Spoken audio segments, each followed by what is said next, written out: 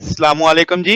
Fundamental of physics Halliday Resnick Walker 10th edition chapter 12 equilibrium and elasticity problem number 17।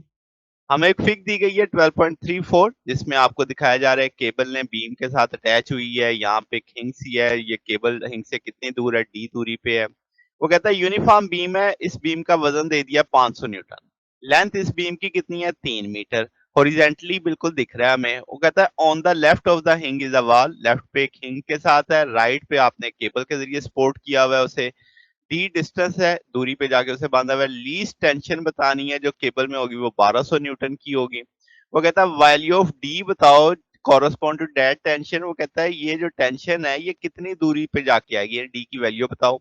वो कहता है cable को snap करने से बचाने के लिए डी बढ़ाना पड़ेगा, कम करना पड़ेगा इस वैल्यू से। तो ये देखते हैं।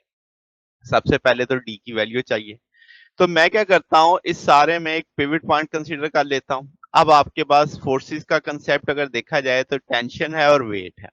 तो sum of torque should be equal to zero, tau बराबर होता है आर इंटू एफ के। तो अगर आप इस टेंशन के कंपोनेंट बना लेंगे तो टी के दो कंपोनेंट बनेंगे, T cos theta T sine theta.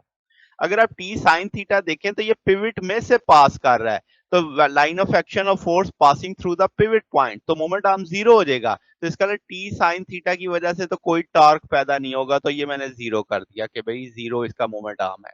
अब टी कॉस थीटा की बात करें तो वो एल दूरी पे है, तो मैंने लिख दिया L T cos theta. Moment arm है ना, एल आ गया, टी कॉस थीटा फोर्स आ गई। वेट की बात करें तो वो बिल्कुल सेंटर पे होगा, तो एल बाई टू।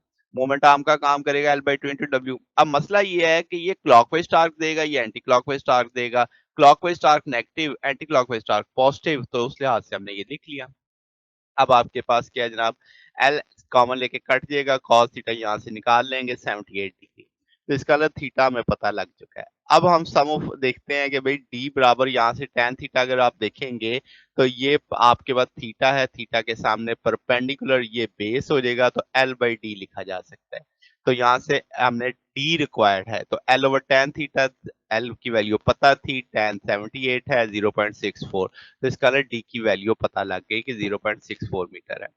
अब हम जानते हैं कि जितना स्टीपर स्लोप होगी केबल उतनी थोड़ी उसके अंदर टेंशन होगी, क्योंकि उसमें तनाव कम होता जाएगा।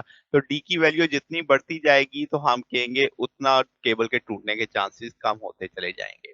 तो ये जनाब हमारे पास सोल्यूशन है। अगर आपको इसमें कोई बात पूछनी हो, डाउट हो, तो नीचे कमेंट में पूछ सकते हैं। वीडियो अच्छी लगी हो तो वीडियो को लाइक कीजिएगा, दोस्तों के साथ शेयर कीजिएगा, चैनल को सब्सक्राइब कर दीजिएगा। अब तक के लिए इतना ही, बाकी इंशाल्लाह नेक्स्ट देखेंगे। ओके, अल्लाह हाफिज।